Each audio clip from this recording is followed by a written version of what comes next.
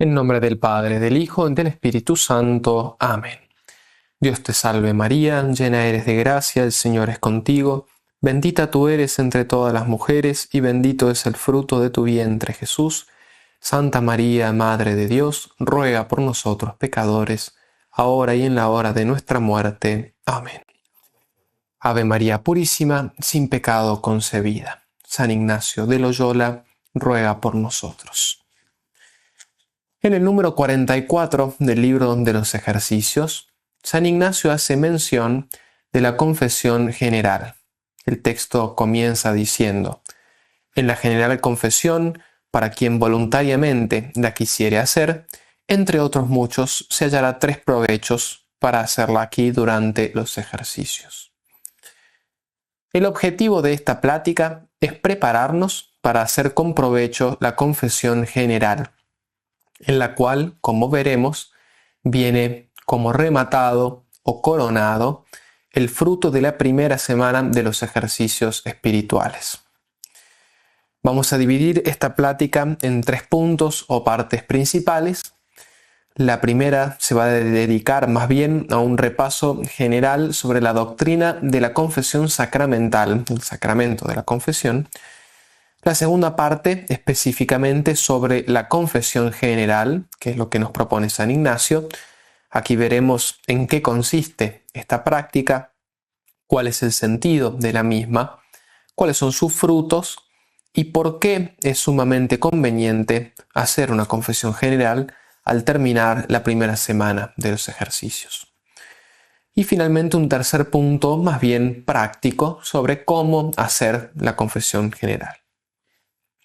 Muy bien, comenzamos con el primer punto sobre la confesión sacramental. Muy bien, como probablemente la mayoría sepa, la confesión o penitencia es el sacramento por el cual recibimos el perdón de Dios por los pecados cometidos después del bautismo, ¿no? El sacramento del bautismo perdona de suyo ya todos los pecados anteriores al bautismo. Muy bien, para los pecados cometidos posteriormente al bautismo es necesario recurrir al sacramento de la penitencia. Dice el Código de Derecho Canónico: en el sacramento de la penitencia, los fieles que después del bautismo han caído en pecado se reconcilian con Dios y con la Iglesia mediante la confesión de sus pecados. Se trata de un don infinito de la misericordia de Dios, ¿no? Pues solo Dios puede perdonar los pecados. Jesucristo instituyó este sacramento cuando les dijo a los apóstoles que a quienes ellos perdonaran los pecados, les serían perdonados, y a quienes ellos se los retuvieran, les serían retenidos. Puede ser que alguna vez hayamos escuchado una expresión, sobre todo proveniente del ámbito protestante, pero que a veces también podemos haberla escuchado en boca de algunos católicos, la expresión "yo me confieso directamente con Dios". Es verdad que el arrepentimiento de nuestros pecados y el pedir perdón a Dios y la reconciliación con Dios es algo íntimamente personal, ¿no? Del alma con Dios. Sin embargo, Dios ha querido instituir para esta reconciliación un sacramento y obrar el perdón por medio de un ministro, es decir, del sacerdote. Y esto lo hace específicamente por nuestro bien, para nuestro remedio. Podemos decir, y es algo que probablemente el ejercitante ya lo haya meditado, pero en todo pecado hay un acto de soberbia, porque hay una rebelión contra Dios, una desobediencia a Dios y a su ley. Entonces, es ya muy saludable y ya comienza a poner remedio al pecado el que Dios nos imponga la confesión una cierta humillación.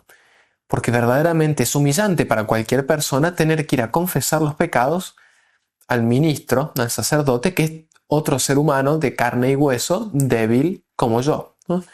Pero esto Dios justamente lo hace para nuestro remedio, porque en ese humillarnos, Dios ya comienza a sanar la soberbia del pecado, ¿no? Y por esto lo ha querido así. Por tanto, esto de confesarse directamente con Dios puede tener de verdadero que realmente en la confesión uno realmente se está reconciliando verdadera y personalmente con Dios. Pero Dios ha querido que esto sea mediante un sacramento y mediante un ministro. Los cristianos tenemos la obligación de confesarnos en 3 circunstancias, digamos. La primera es en peligro de muerte, siempre que sea posible. La segunda, antes de recibir el sacramento de la Eucaristía, si es que estamos en pecado mortal. Esto volveremos sobre esto más adelante.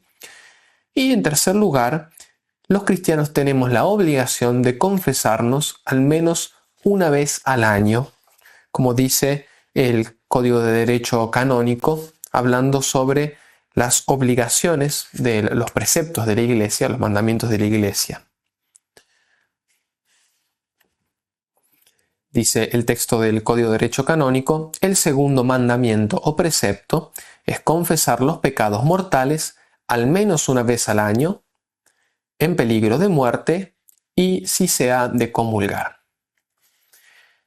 Para que este sacramento sea válido, es decir, para que produzca verdaderamente en el alma el efecto que se propone, que aquí es justamente el perdón de los pecados, la reconciliación con Dios, el fiel que se acerca a recibirlo tiene una triple, digamos, obligación, hay un triple aspecto que cumplir.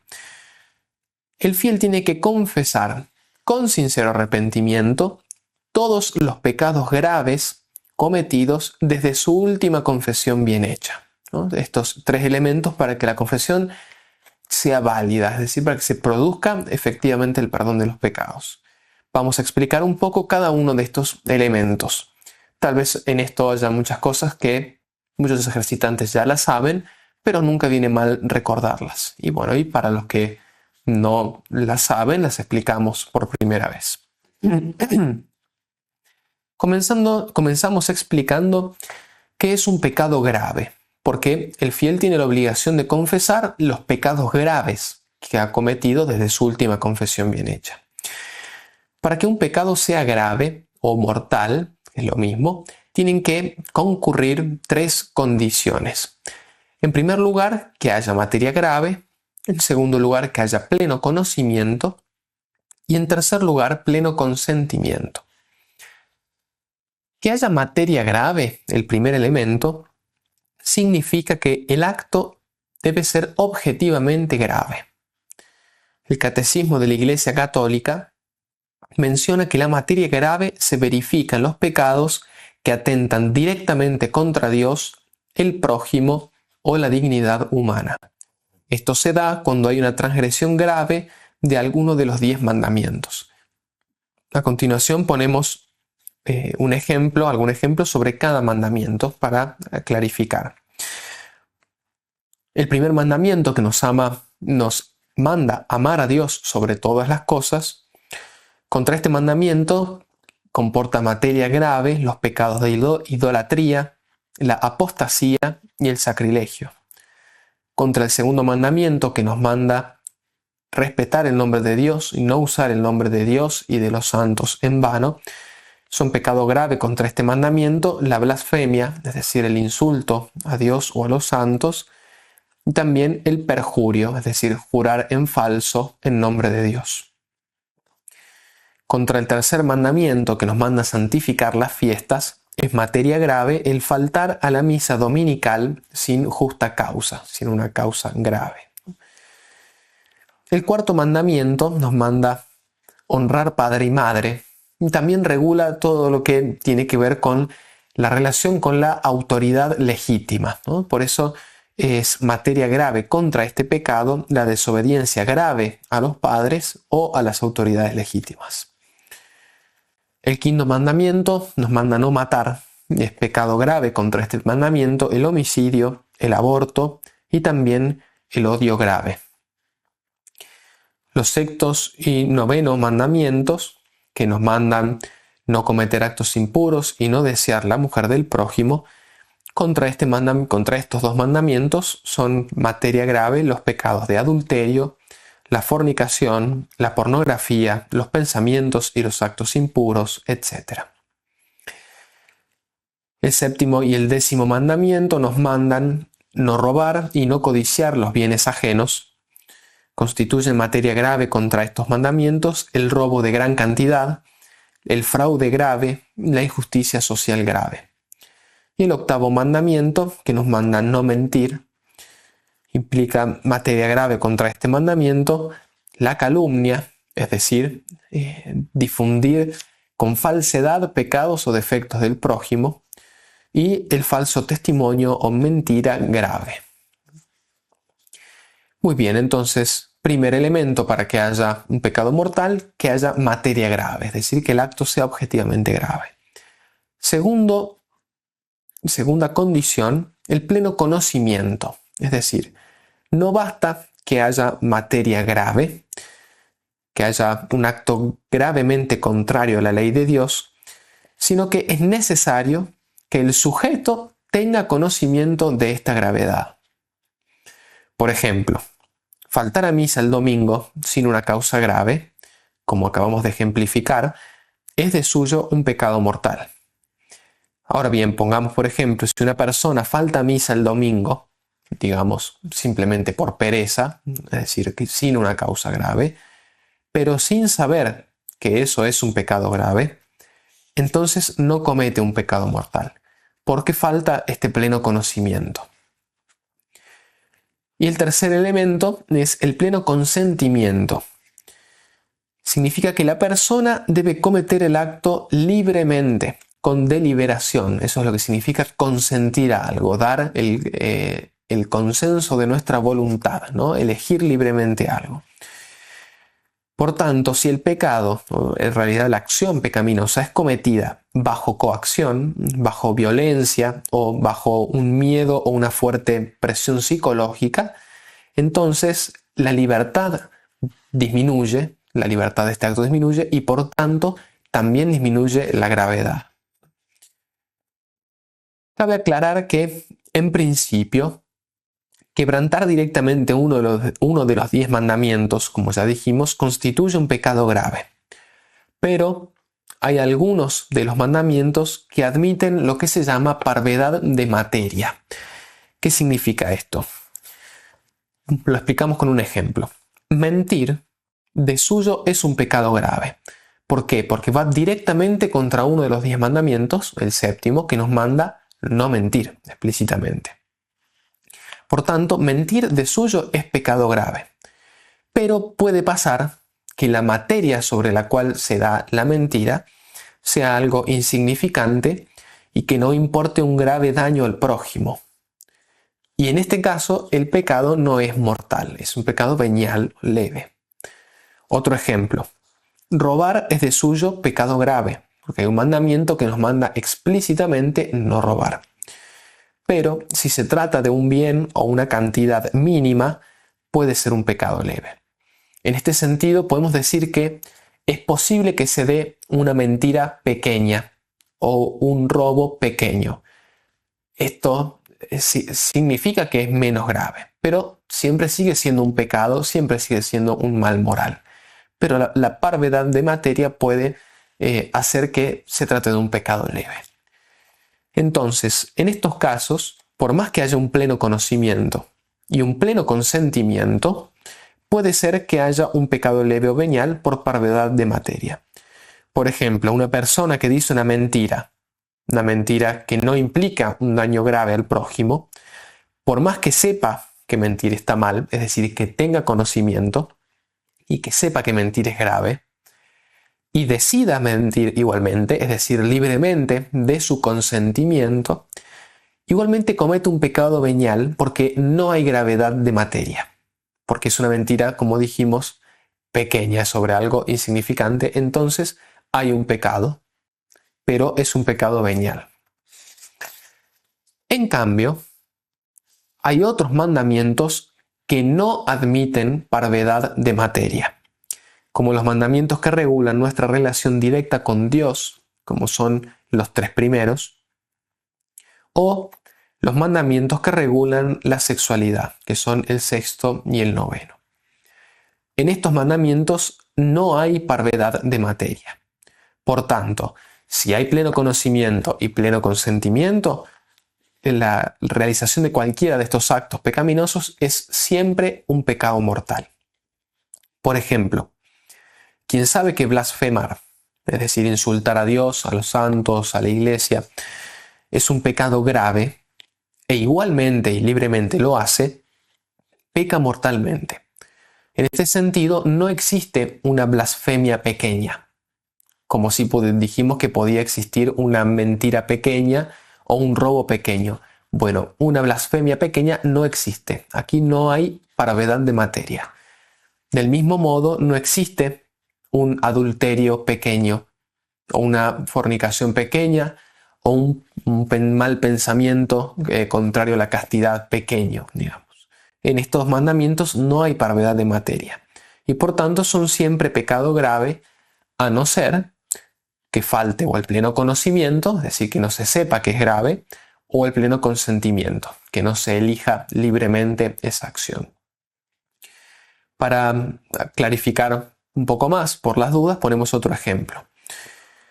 Supongamos una persona que se habituó a blasfemar, tiempo después se arrepiente y quiere cambiar, pero tiene el hábito, es decir, tiene la inclinación a hacer esos actos.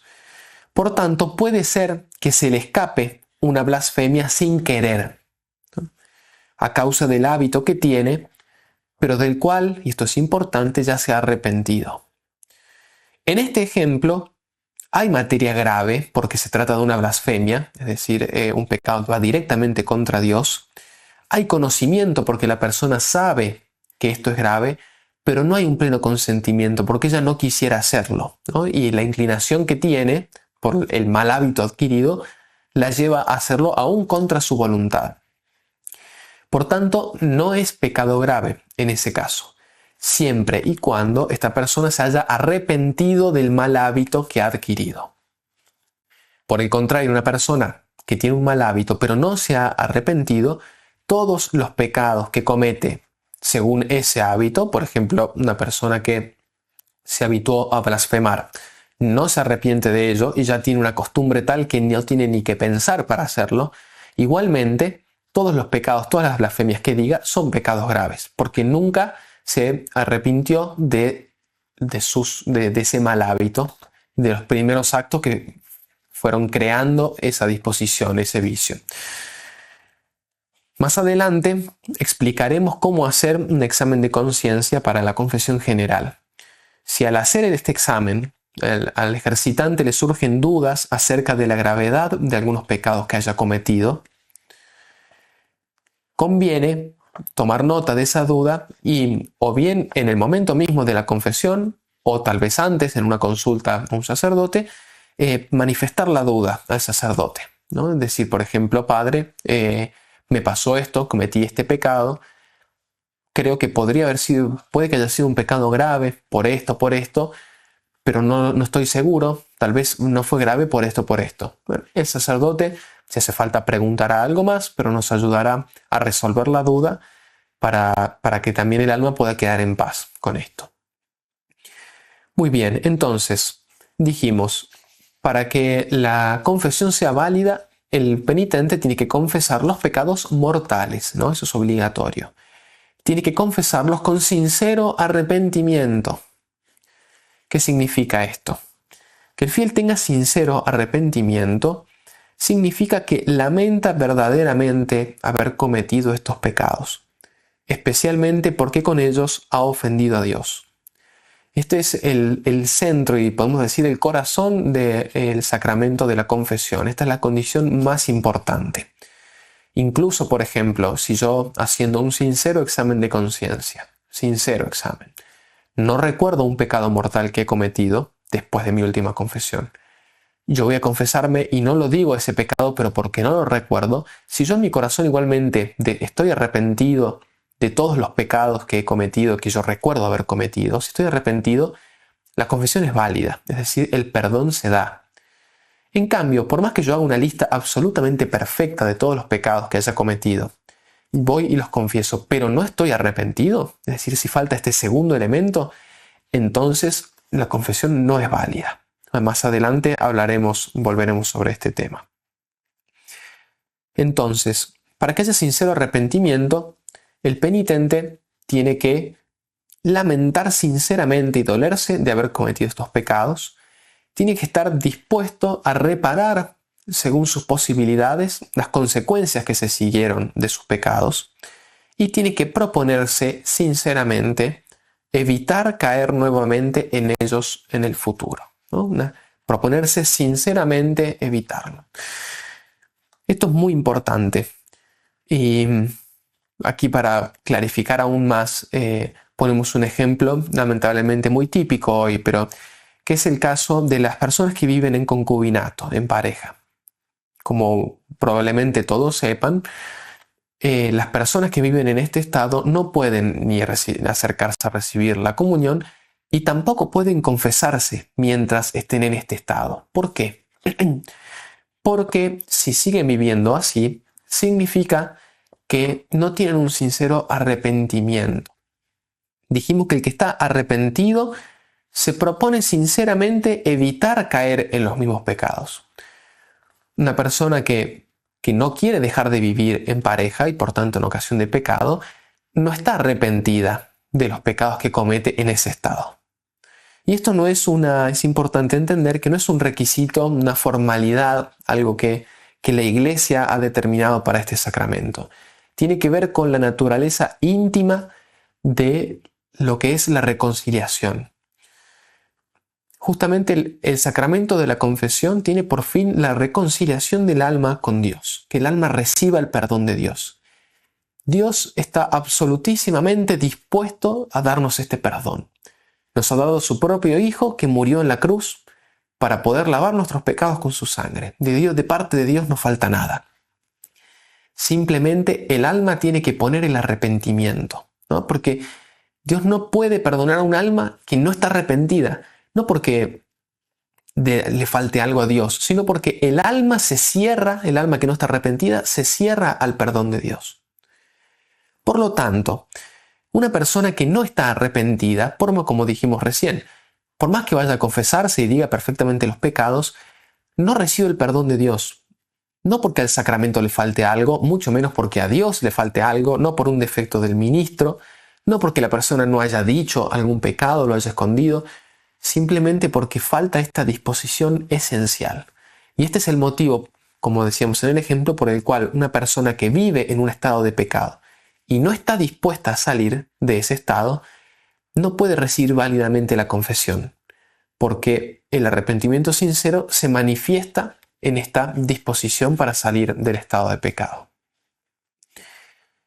Muy bien, y el tercer elemento de la confesión, dijimos, el penitente tiene que confesar con sincero arrepentimiento todos los pecados mortales cometidos desde la última confesión bien hecha. Esta aclaración es importante porque si en una confesión un penitente calla voluntariamente un pecado mortal, como dijimos, no porque se haya olvidado, sino voluntariamente, es decir, sabe que tiene en la conciencia un pecado mortal y voluntariamente, por el motivo que sea, por vergüenza o por cualquier otro motivo, lo calla, esa confesión no es válida. Entonces, ¿qué es lo que pasa? En la confesión siguiente, el penitente tiene que confesar no solamente los pecados cometidos desde esa confesión, que de hecho estuvo mal hecha, sino que tiene que volver a confesar los pecados mortales que cometió desde la última confesión bien hecha, porque esos pecados en la confesión anterior no fueron perdonados, porque el penitente puso un impedimento, ¿no? Por tanto, eso es lo que significa todos los pecados mortales cometidos desde la última confesión bien hecha. Resumiendo entonces, estos son los tres elementos que podemos decir obligatorios, ¿no? Confesarse al menos una vez al año, con sincero arrepentimiento, de todos los pecados graves cometidos desde la última confesión bien hecha. Son los elementos obligatorios, es decir, que esto es lo mínimo, ¿no?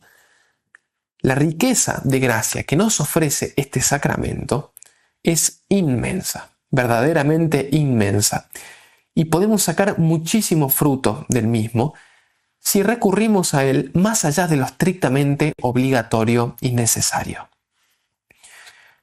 Ahora voy a poner 3 ejemplos bien concretos de en qué ocasiones se puede y a veces incluso se debe recurrir a la confesión, incluso más allá de lo estrictamente obligatorio. El primer ejemplo, el primer caso, es que el precepto, sí, ordena confesarse al menos una vez al año. Pero si yo he caído en un pecado mortal, tengo que ir a confesarme. Por más que me haya confesado ya este año, por más que me haya confesado la semana pasada, tengo que volver a confesarme.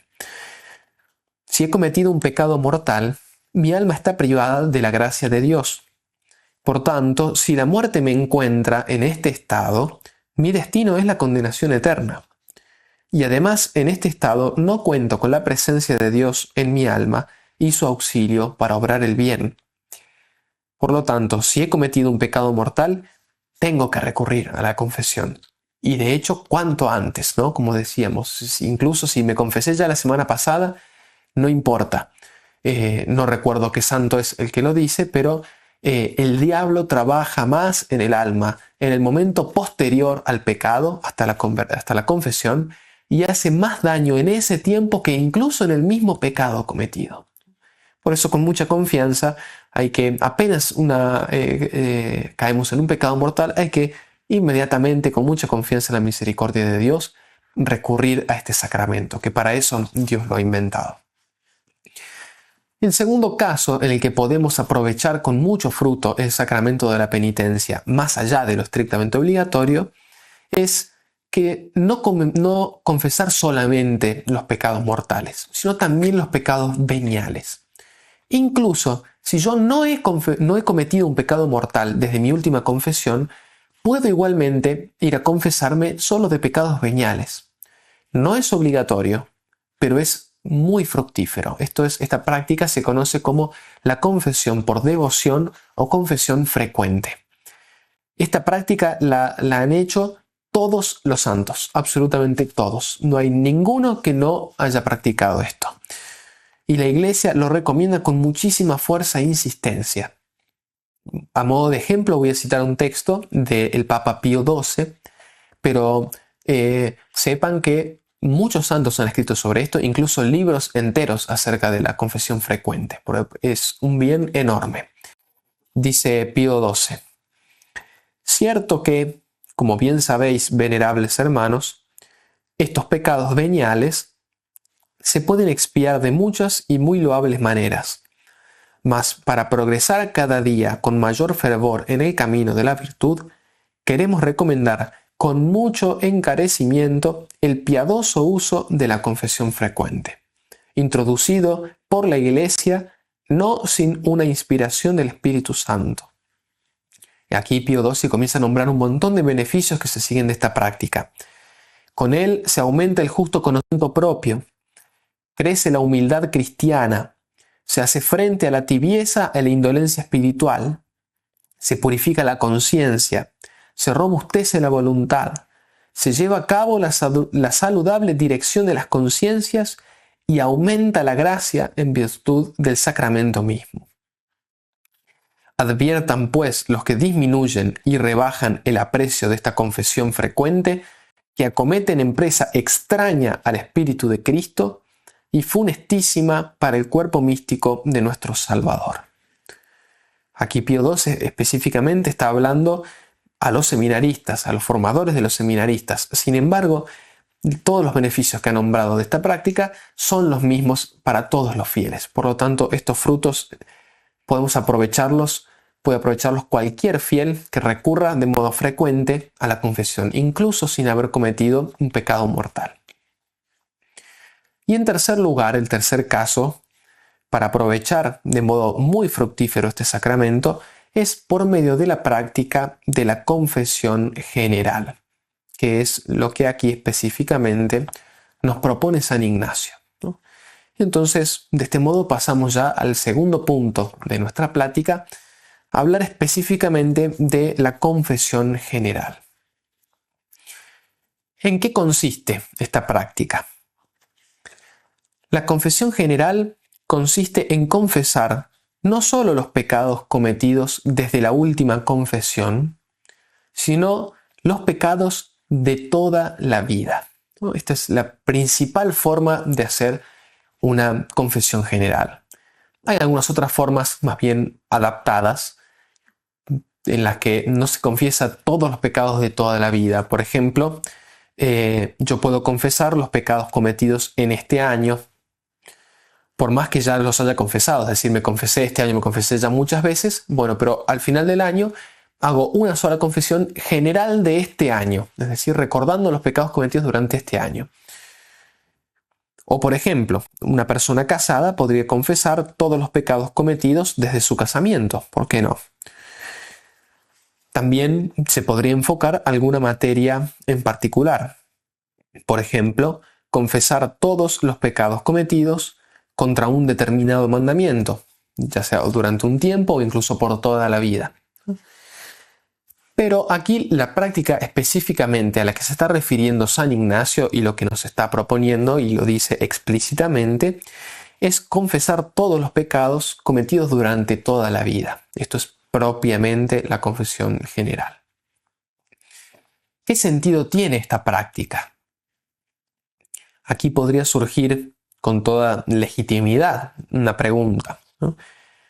Pero si ya he confesado esos pecados, ¿no fueron ya perdonados? ¿No fueron borrados? ¿Por qué tendría que volver a confesarlos? Esta es una pregunta absolutamente válida. Si la confesión es para perdonar los pecados, si yo estos pecados ya los confesé en confesiones anteriores, ya están perdonados. ¿Para qué los voy a volver a confesar? ¿Para que los vuelvan a perdonar? No. Ciertamente los pecados ya confesados fueron perdonados. No ponemos ninguna duda en esto. Por lo tanto, el volver a confesarlos no se hace, en primer lugar, porque se dude del perdón de Dios. No, no es así. No es este el sentido. Tampoco es por asegurarse, ni por las dudas. No es este el espíritu. Se trata principalmente de recordar todo lo que Dios, como Padre bueno, nos ha perdonado. No se trata de un ejercicio, podríamos decir, morboso o de tortura de la propia conciencia que nos hace perder la paz. No es esto, no es este el sentido, y no hay que vivirlo de esta forma. Para entenderlo mejor, creo que puede ser útil ponernos en lugar del hijo pródigo de la parábola de Jesús. Seguramente recordarán que el hijo pródigo le pidió la herencia a su padre y se fue de la casa a tener una vida licenciosa, ¿no? A veces no caemos en la cuenta del el significado de este acto. La herencia propiamente se hereda cuando el padre muere. Es decir, que cuando el hijo pródigo pide la herencia al padre, en cierto modo le está manifestando que para él ya está muerto, ¿no? O al menos podemos decir también que desea que muera. Pero como aún no muere, bueno, que al menos le dé la herencia, ¿no? Pero este es el sentido. Por lo tanto, pedir la herencia e irse de esa forma es una ofensa muy grande al padre y que seguramente le habrá dolido muchísimo. Bien, como conocemos, el hijo pródigo se arrepiente, vuelve a la casa del padre y le pide que lo trate como a un trabajador, como un jornalero. Sin embargo, el padre lo perdona esta gran ofensa que le ha hecho y lo restituye en su dignidad de hijo, no le reclama absolutamente nada.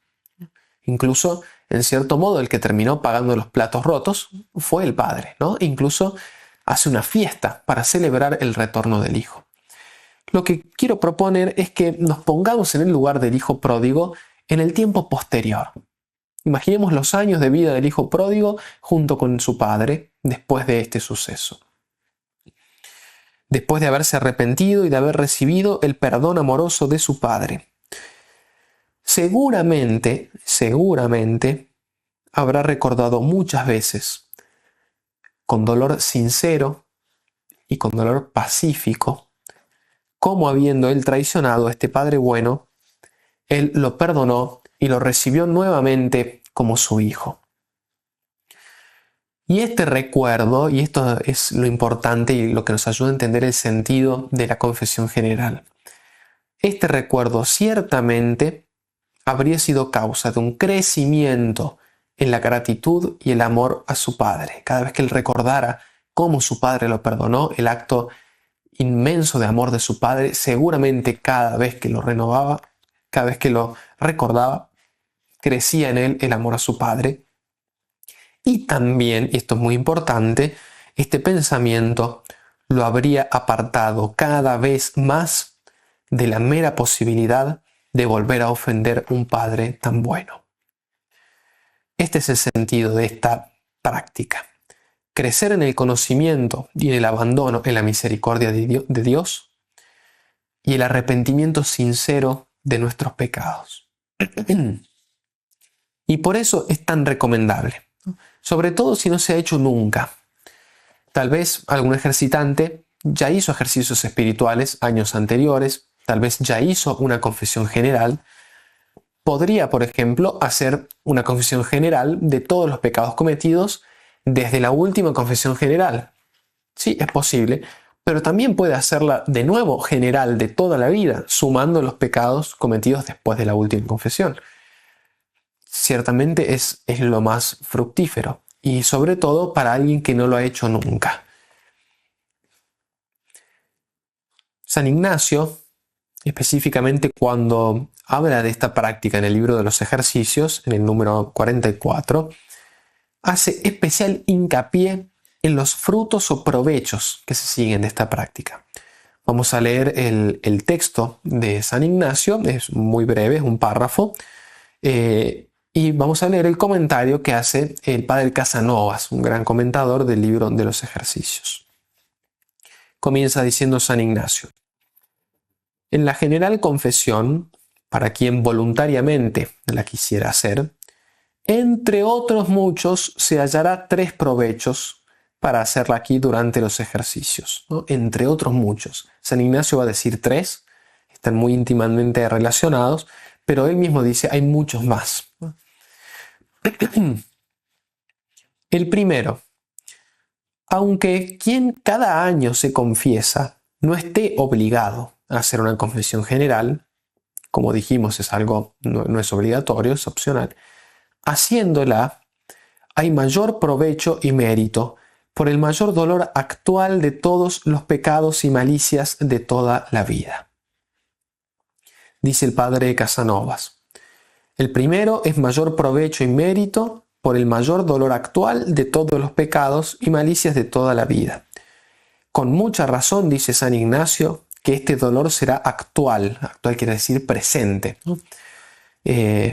Ya que en estas circunstancias, es decir, durante los ejercicios, los motivos para sentir este dolor tienen en el alma del ejercitante una eficacia extraordinaria. El dolor será más intenso y también más perfecto porque el alma se ha dado por entero en las meditaciones a la contrición perfecta y al amor de Dios. Estas razones demuestran sin género de duda que el provecho y el mérito serán mayores. Aquí puede servir aclarar un punto, que es que la confesión, si está bien hecha, produce ciertamente su efecto. Es decir, se perdonan los pecados, se borran los pecados, el alma se reconcilia con Dios. Esto es común a toda confesión bien hecha. Sin embargo, además de esto, la confesión comporta un incremento en la vida de la gracia. Pero este incremento, el grado o la intensidad de este incremento, depende de las disposiciones del penitente. ¿De qué disposición? De la que dijimos al comienzo que era la más importante, el arrepentimiento. Es decir, el dolor de los pecados, ¿no? El lamentar sinceramente haberlos cometido. ¿Qué significa esto? Que mientras más sincero, más profundo sea este dolor, es decir, mientras más arrepentido está el penitente de estos pecados, el incremento de la gracia en el sacramento es mayor. Lo que dice San Ignacio, y comenta el padre Casanovas, es que en los ejercicios espirituales, específicamente al terminar la primera semana, como vamos a ver que dice San Ignacio, el ejercitante tiene las mejores disposiciones, porque está en un estado de oración mucho más intenso, de contemplación de Dios, también de los pecados, de las meditaciones de los pecados. Entonces, él tiene todas las disposiciones para tener un dolor más perfecto, más sincero, más profundo, un arrepentimiento más perfecto. Mucho más perfecto que el que podemos tener todos habitualmente durante el tiempo normal del año, porque no estamos dedicados a la oración como estamos en los ejercicios. Y por eso este es el mejor momento para hacer una buena confesión general, porque aquí el dolor es más perfecto, entonces el incremento de gracia ciertamente va a ser mayor. Volvemos al texto de San Ignacio. El segundo provecho. Como en tales ejercicios espirituales se conocen más interiormente los pecados y la malicia de ellos, que en el tiempo en que el hombre no se daba así a las cosas internas, alcanzando ahora más conocimiento y dolor de ellos, tendrá mayor provecho y mérito que antes hubiera. Dice el padre Casanovas. En segundo lugar, ese provecho y mérito serán mayores debido al mayor conocimiento de los pecados y su malicia. Esto que decíamos de que en los ejercicios tenemos las meditaciones de los pecados, que nos ayudan a comprender la fealdad y la maldad interna del pecado, ¿no? Como sigue el padre Casanovas. Los frecuentes exámenes de conciencia le han proporcionado al ejercitante una gran claridad interior para penetrar a fondo las cosas de su vida y darse perfecta cuenta de cuánto ha hecho contra la ley de Dios. Este cabal conocimiento le servirá de ocasión para hacer una confesión clara y completa, y le proporcionará también mayor seguridad y certeza de que nada le queda por confesar. Además, podrá distinguir con más exactitud la malicia de cada pecado y gozará de gran paz, estando cierto de que en la confesión ha declarado su verdadera gravedad. Volvemos al texto de San Ignacio. El tercer fruto, finalmente, es que, estando más bien confesado y dispuesto, se halla más apto y más aparejado, es decir, más preparado, en mejores condiciones para recibir el Santísimo Sacramento, cuya recepción no solamente ayuda para que no caiga en pecado, mas aún para conservar en aumento de gracia. Y dice finalmente San Ignacio, lo que ya mencionamos, la dicha confesión general se hará mejor inmediatamente después de los ejercicios de la primera semana. Entonces este tercer fruto tiene que ver con la recepción de la Eucaristía después de la confesión. Aquí nuevamente, los frutos de gracia que produzca la Eucaristía en el fiel dependen también de las disposiciones del mismo. San Ignacio hace mucho hincapié en esto porque en la época de San Ignacio, pensemos en el 1500, la confesión no se podía, la comunión no se podía recibir todos los días. Para recibir la comunión con frecuencia había que tener un permiso especial. Esto, en cierto sentido, servía para remarcar la importancia de la Eucaristía. ¿No? Realmente es el evento más importante, es verdaderamente todo un acontecimiento.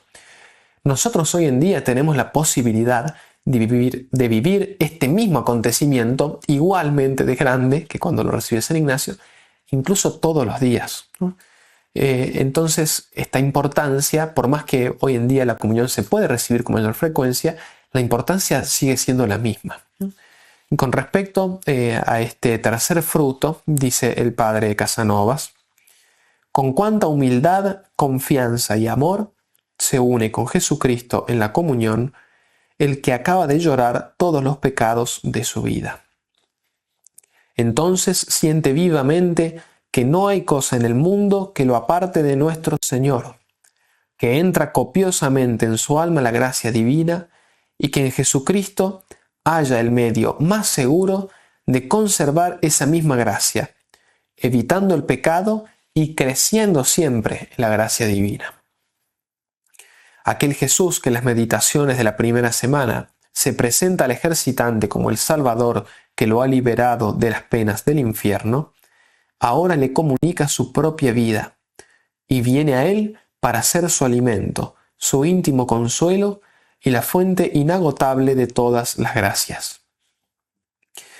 Quien ha hecho debidamente los ejercicios de la primera semana y a continuación se dedica a preparar su confesión general, sin pensar por entonces en ninguna otra cosa, verdaderamente pone de su parte lo que humanamente es posible.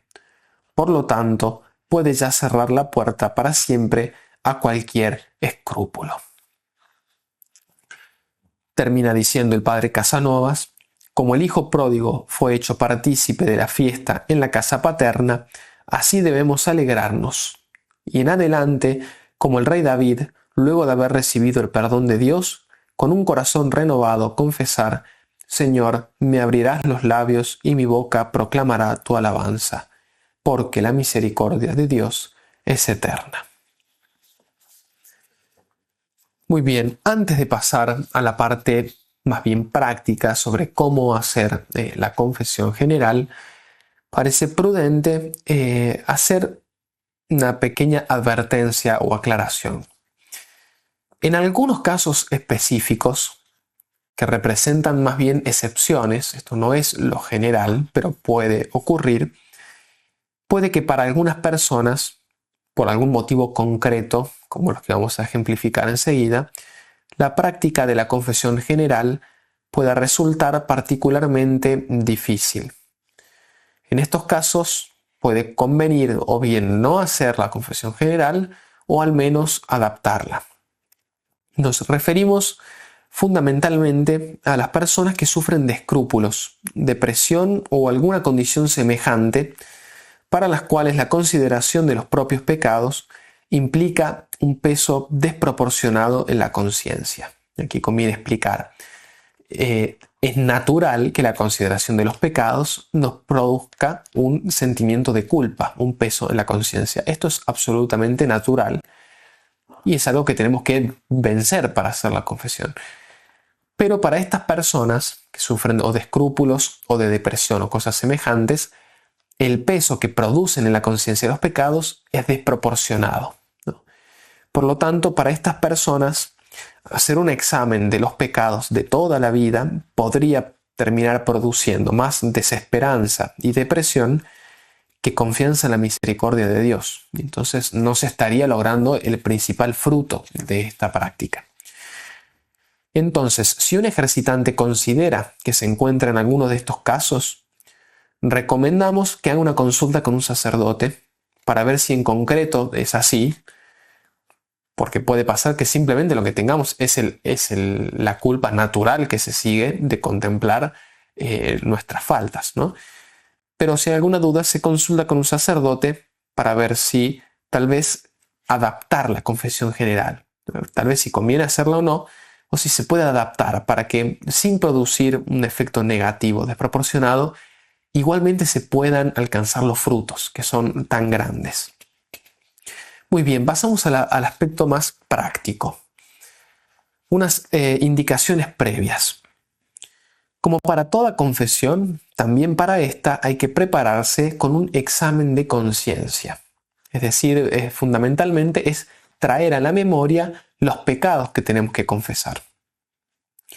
Más adelante, en otra plática en la que se va a explicar cómo hacer un examen de conciencia diario para las confesiones ordinarias durante el año.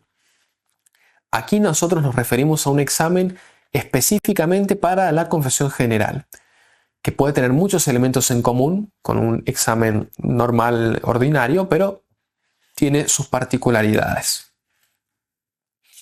El modo de hacer este examen nos lo indica el mismo San Ignacio en la meditación de los pecados propios, en el número 55 de los ejercicios.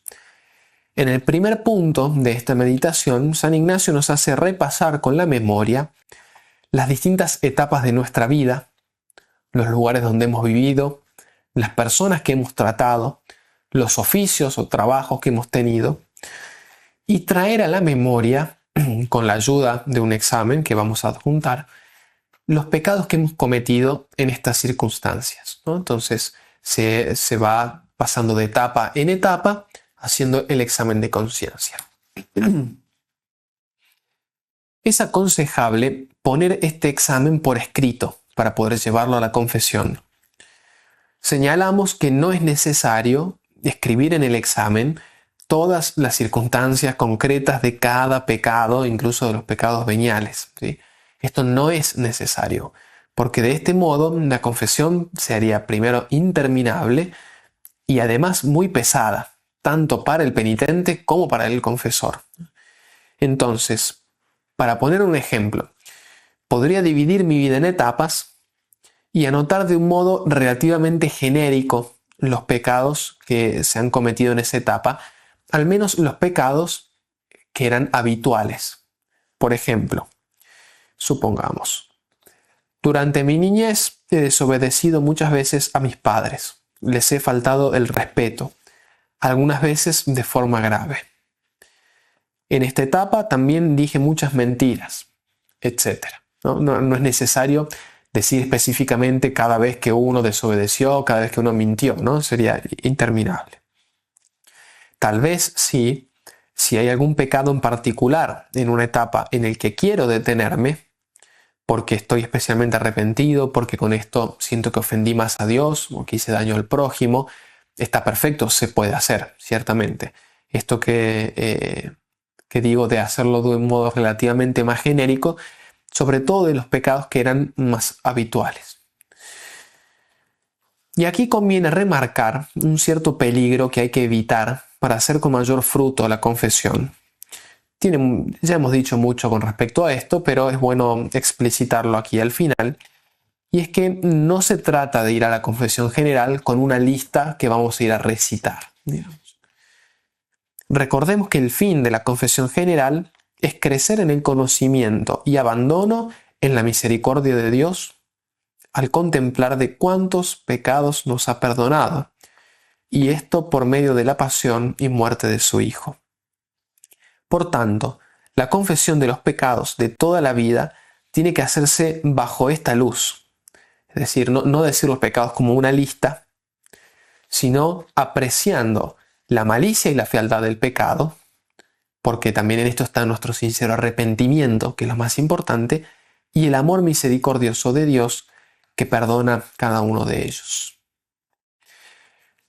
Para todos los ejercitantes está disponible debajo del video de esta plática el PDF que hemos usado para la predicación, al final del cual se encuentra adjunto un examen de conciencia según los 10 mandamientos. El examen presenta para cada mandamiento primero una serie de preguntas y después una serie de pecados.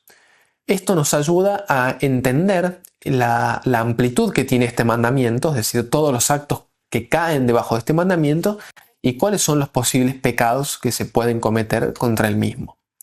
Entonces, lo que tenemos que hacer, como dice San Ignacio lo dice en el primer punto de la meditación de los pecados propios.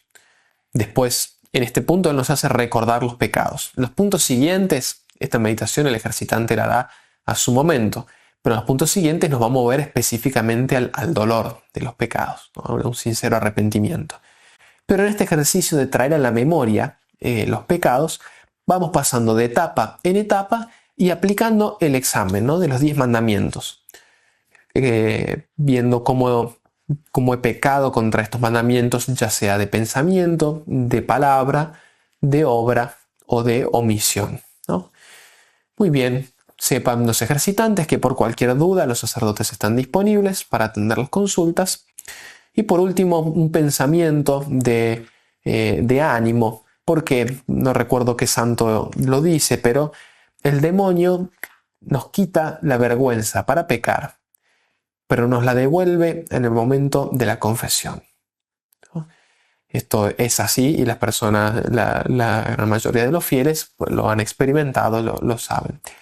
Y esta confesión es del todo especial, es del todo fructífera, del todo meritoria. Es un acto libérrimo del fiel y que produce muchísimos frutos.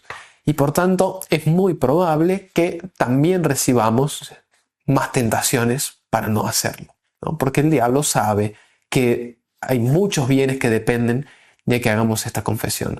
Y si él logra que por la vergüenza no la hagamos, nosotros nos vamos a ver privados de muchísimos bienes. Por tanto, animarlos a confiar en la misericordia de Dios y aprovechar este medio enorme que nos ofrece aquí San Ignacio. En nombre del Padre, del Hijo, del Espíritu Santo. Amén. Gloria al Padre, al Hijo y al Espíritu Santo, como era en el principio, ahora y siempre, por los siglos de los siglos. Amén.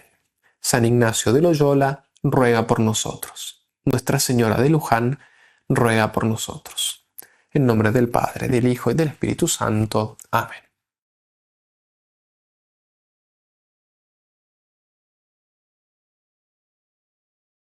San Pedro TV, misionero digital.